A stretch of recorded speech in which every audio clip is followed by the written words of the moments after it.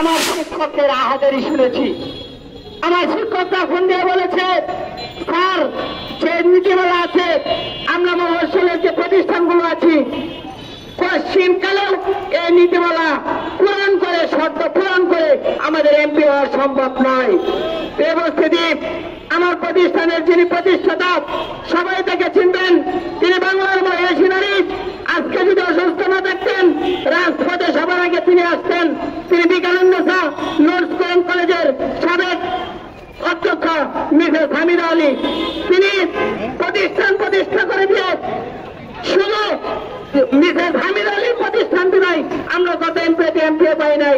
প্রিয় উপস্থিতি বলতে চাই, সরকারের যদি বোধগম্য এখনো পর্যন্ত হয় যে আমরা বিগত সরকারের রুঝানোর উপরে এখনো রাজপথে আমাদেরকে থাকতে হচ্ছে। বলতে চাই, আমাদের সেই বিগত সরকারের আমলে যে সরকার আমাদেরকে টাচ ফেলে ফেলে দিয়েছিল, সেই সরকারের নীতিমালাকে আমরা টাচ ফেলে ফেলতে চাই। সেই সরকারের নীতিমালাকে টাচ ফেলে ফেলে আমাদের মানবিক আবেদনগুলো গ্রহণ করে আমরা যারা এখনো এই রাজপথে, আমার প্রিয় ভাই যিনি আজকে অসুস্থ, কালকে বারবার বলেছি, স্যার আমার সাথে চলেন, পাশে আমার শ্বশুরের বাসা, একটু গোসল করে খাওয়া দাওয়া করে আসেন। স্যারকে কোনোভাবে রাজি করাতে পারি নাই, কোনোভাবে রাজি করাতে পারি নাই। বলতেছে, স্যার রাজপথে আমার আরো 2 জন ভাই আছে, তাদেরকে রেখে আমি কিভাবে যাব? আমি তো 7 দিন ধরে গোসল করি না।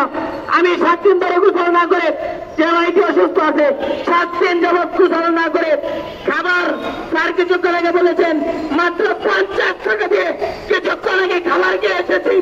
যে খাবার আমার দেশের বড় কুকুরকে খেতে দেয় না।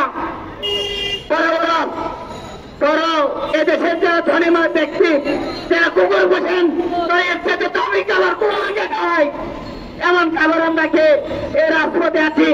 প্রিয় আমাদের প্রধান উপদেষ্টাকে, শ্রদ্ধেয় প্রধান উপদেষ্টাকে আমরা বলতে চাই, আমাদের এই মানবিক আবেদনগুলো আপনি প্রধান উপদেষ্টা, শিক্ষা উপদেষ্টাকে আবারও বলতে চাই, আপনারা আমাদের এই বিষয়গুলো বিবেচনা করে, মানবিক দিকটা বিবেচনা করে, আমরা বিগত সরকারের রুশ শিকার, বিগত সরকারের রুশ আমলে পড়ে আমরা আজ এখনো পর্যন্ত রাজপথে শুয়ে আছি, খাবার নাই, এই অবস্থায় আছে।